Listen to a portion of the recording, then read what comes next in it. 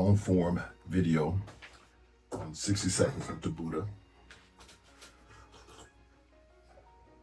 Wrapping up the month of February that just passed, and it was a really good month. Personally for me, chanted a lot of Nam-myoho-renge-kyo, or what we call Daimoku, and I definitely had some clear positive results. One of the biggest benefits, well, not biggest, but all of them are great benefits, but one that stands out in terms of how I chanted really to achieve Kosen Rufu, or world peace, and this is based on sharing this practice with other people. They becoming happy, they're sharing it with their family and friends, they're becoming happy, and we all start to realize our humanity and get along much better in our daily lives in terms of respecting each other's lives positively, and using our faith practice and study to overcome all kind of obstacles that appear in your life that are unavoidable due to our karma. Our karma is the creation of causes that we made in our life, lifetime after lifetime.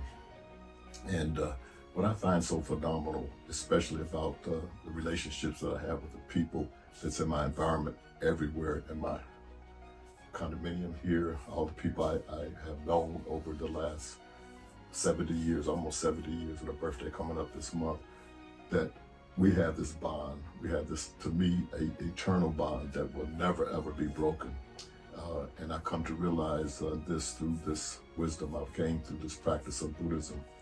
And I believe that even our deceased ones, both my parents are deceased, but the bond, the connection is never lost.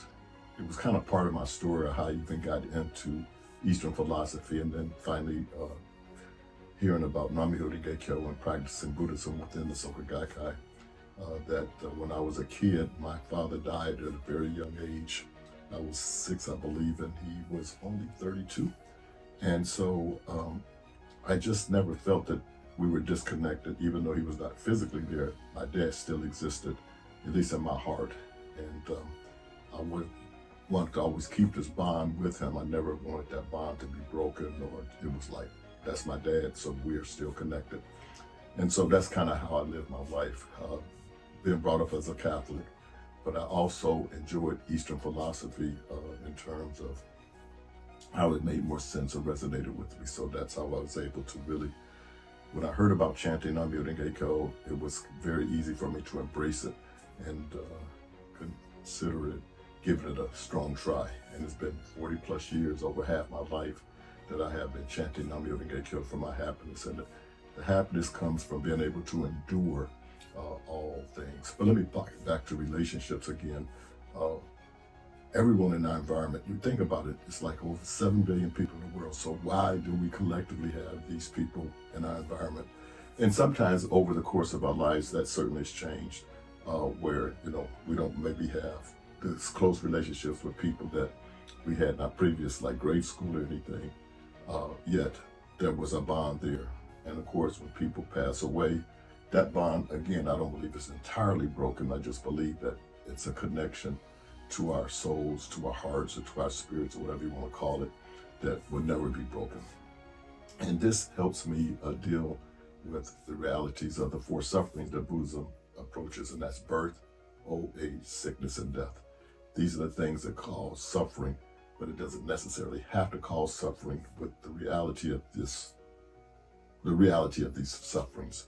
So that's what it addresses, and that's what enables us to have the wisdom to advance and move forward.